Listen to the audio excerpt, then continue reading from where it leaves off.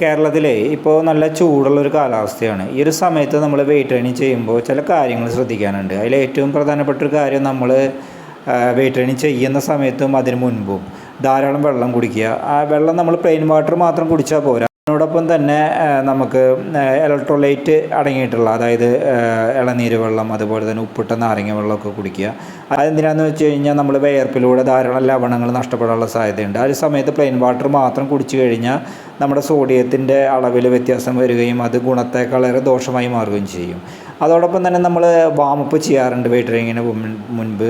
ഈ ഒരു കൊടും ചൂടിൽ ഇത്രയ്ക്കധികം നമ്മൾ ഹെവി ആയിട്ടുള്ളൊരു വാമപ്പിൻ്റെ ആവശ്യം വരുന്നില്ല.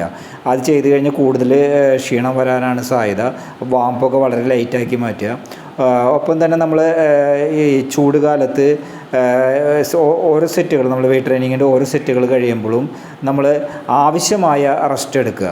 ഇനിയിപ്പോൾ കുറച്ച് കൂടുതൽ റെസ്റ്റ് എടുത്തുകൊണ്ടും പ്രത്യേകിച്ച് കുഴപ്പങ്ങളൊന്നുമില്ല. അപ്പോൾ ആവശ്യമായിട്ട് റെസ്റ്റ് എടുക്കുക. നമ്മുടെ ബ്രീത്ത് കൺട്രോൾ ചെയ്ത് നമ്മുടെ ഹാർട്ട് ബീറ്റ് കൺട്രോൾ ആണെന്ന് ഉറപ്പ് വരുത്തിയതിന് ശേഷം അടുത്ത സെറ്റ് ആരംഭിക്കുക.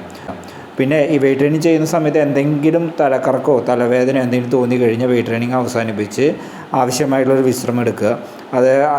അത് വകവയ്ക്കാതെ വീണ്ടും വെയിറ്റ് ട്രെയിനിങ് തുടർന്ന് കൊണ്ടുപോകാൻ പാടില്ല. ഒപ്പം തന്നെ നമ്മൾ ഉപയോഗിക്കുന്ന ഡ്രസ്സുകൾ, അതായത് ഈ ചൂടുകാലത്ത് വെയിറ്റ് ട്രെയിനിങ് നല്ല ബ്രീത്തബിളായിട്ടുള്ള കോട്ടൺ വസ്ത്രങ്ങൾ ഉപയോഗിക്കുക.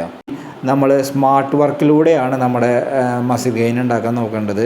നമ്മൾ ഹെവി ആയിട്ടുള്ള വർക്കൗട്ടുകൾ പരമാവധി ഒഴിവാക്കി വളരെ സ്മാർട്ടായിട്ടുള്ള വർക്കൗട്ടുകളിലൂടെ നമ്മുടെ മസിൽസ് ഗെയിൻ ചെയ്യാനായിട്ട് എല്ലാവരും ശ്രദ്ധിക്കുക.